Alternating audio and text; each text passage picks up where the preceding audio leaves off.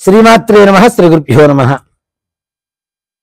శ్రావణ మాసం ప్రతి ఇంటికి పసుపు కుంకాలు, చక్కగా మామిడాకు తోరణాలు, పూల దండలు, అగరబత్తుల సువాసనలు, దీపారాధన కాంతులు, ముత్తైదువుల గాజుల గలగలలు, చక్కటి ఆనందకరమైనటువంటి ఉత్సాహవంతమైనటువంటి వివాహాలకు శుభ దినాలు అందించేటువంటి మాసమే శ్రావణ మాసం. శ్రావణ మాసం అనుకుంటాం కదా, అందరికీ శ్రావ్యమైనటువంటి సంతోషకరమైనటువంటి వరాలు అందించేటువంటి మాసం కూడా శ్రావణ మాసమే. శ్రావణ మాసానికి అసలు ఆ పేరు ఎందుకు వచ్చింది? శ్రావణ శుద్ధ పౌర్ణమి రోజున శ్రవణ నక్షత్రం వస్తుంది కాబట్టి సాక్షాత్తు కలియుగ దైవమైనటువంటి శ్రీ అలివేలు మంగా సమేత శ్రీ వెంకటేశ్వర స్వామి వారి జన్మ నక్షత్రం శ్రవణ నక్షత్రం శ్రావణ పౌర్ణమికి వస్తుంది కాబట్టి ఈ యొక్క శ్రావణ మాసానికి ఆ మాసం ఆ నామం అనేది అంకితమైంది. శ్రవణం అంటే వినటం. ఇందులో ఒక పరమార్థం ఉన్నది. శ్రవణం అంటే మనమేదో టీవీలో పాట వినటము, చూడటము, టేప్ రికార్డులో పాట వినటము, సెల్ ఫోన్ పెట్టుకుని హెడ్ ఫోన్స్లో పాట వినటమో కాదు. ఎదుటి వారు చెప్పేటువంటి మాటల్ని పూర్తిగా విన్న తర్వాత నీవు సమాధానం చెప్పవలసినటువంటి విధానాన్ని తెలపడమే అసలైనటువంటి శ్రవణం అంటారు. దాంట్లో ఉండేటువంటి మంచిని తీసుకోవడం, చెడును వదిలేయటం, అదే శ్రవణం అంటే. అలాంటి సుందరమైనటువంటి మాసమే ఈ శ్రావణ మాసం. శ్రావణ మాసం అంటే వెంకటేశ్వర స్వామి వారికి ప్రీతికరం, ఈశ్వరుడికి ప్రీతికరం, మంగళ గౌరీకి ప్రీతికరం.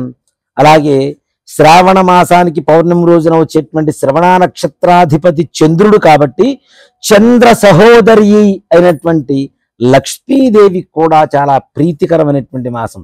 అందుకనే మనం చంద మామ అని పిలుస్తుంటాం చంద్రుడిని. ఎందుకు అవుతాడు మామ మనకి?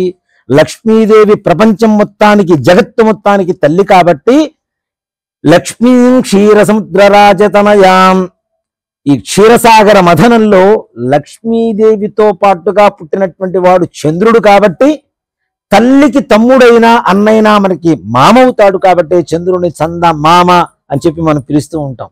ఈ సంగతి చాలా తక్కువ మందికి తెలుస్తూ ఉంటుంది. చందమామ చందమామ చిన్నప్పుడు పిల్లలు తినకపోతే చందమామ రావే, జాబిలి రావే అని చెప్పి మనం గోరుముద్దలు తినిపిస్తూ ఉంటాం. మామ అని ఎందుకు పిలుస్తామంటే ఆయన జగత్తు మొత్తానికి మామే. లక్ష్మీదేవి తల్లి అయితే ఆయన సహోదరుడు ఏమవుతాడు? మనకి మామ అవుతాడు. కాబట్టి చందమామ అని పిలుస్తుంటాం.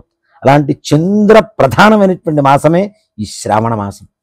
శ్రావణ మాసంలో లక్ష్మీదేవికి చాలా ప్రీతికరమైనటువంటి మాసం.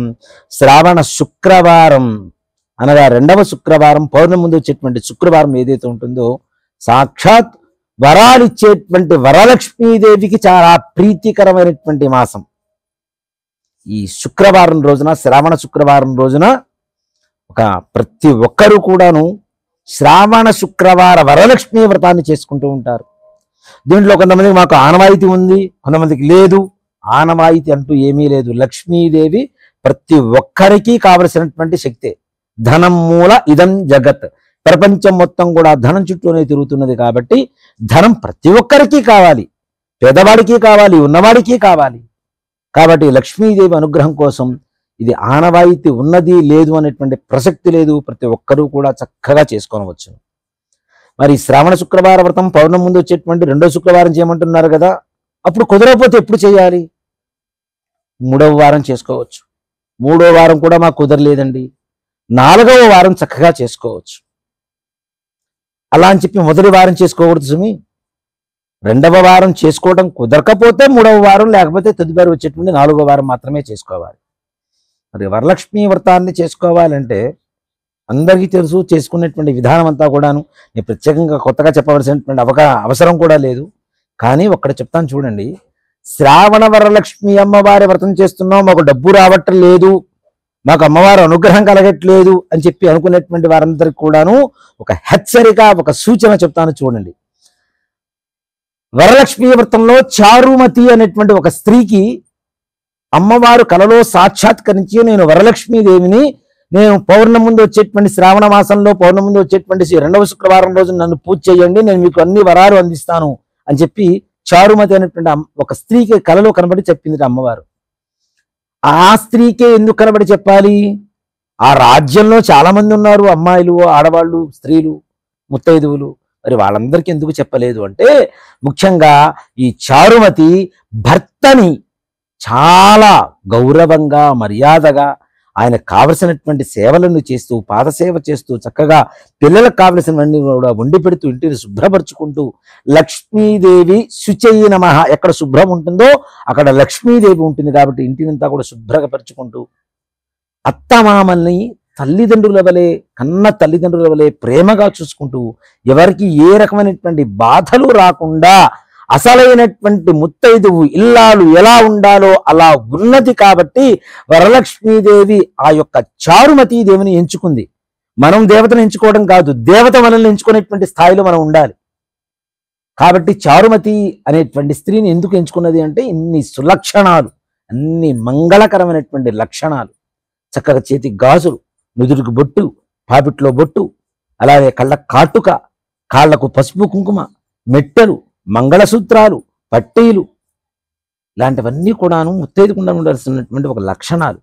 జడలో పూలు పెట్టుకోవడం, చక్కగా జడ అల్లుకోవడం, ఒక మడి, ఆచారం, ధర్మం, ఇవన్నీ పాటించేటువంటి ప్రతి ఇల్లాలికి వరలక్ష్మీదేవి సాక్షాత్కరించి మీరు అనుకునేటువంటి వరాలన్నీ కూడా కురిపిస్తుందని చెప్పడంలో ఏమాత్రం కూడా అతిశయోక్తి లేదు.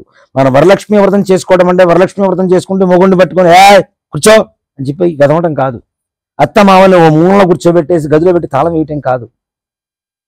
ముత్తైదుకుండవలసినటువంటి లక్షణాలు ఏవైతే ఉంటాయో వాళ్ళని అమ్మవారు ఆశ్రయిస్తుంది, వారిలో ప్రవేశిస్తుంది, ఆ ఇంట్లో ప్రవేశిస్తుంది, ఆ ఇంట్లో స్థిరంగా ఉంటుంది, మీకు కావలసినటువంటి సకల కార్యాలు కూడా దిగ్విజయంగా పూర్తి చేస్తుంది.